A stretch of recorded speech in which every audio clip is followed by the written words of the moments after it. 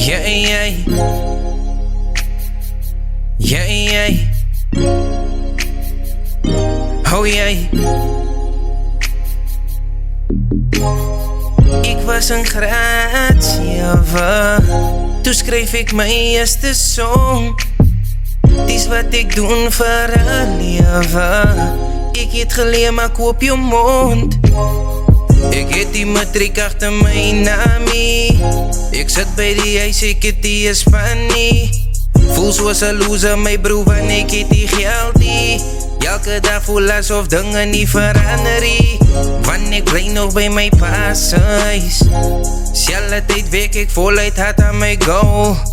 Want ik wil mijn ouders recht bewijs. Bij je tijden voel ik moedeloos. Dan gooi ik mijn koude thee. Ik gooi van mijn koude thee. Ik krijg mezelf op een level hier.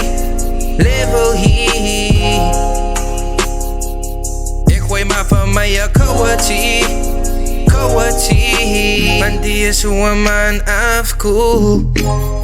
Ik mis die tijden bij je van op stages. Mis al mijn vriends wat zomaar insane is. Ons allemaal is op lockdown. Mijn vriends noemen mij Afrikaanse Chris Brown.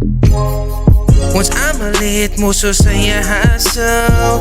Ons allemaal leed moest zo zijn je struggle.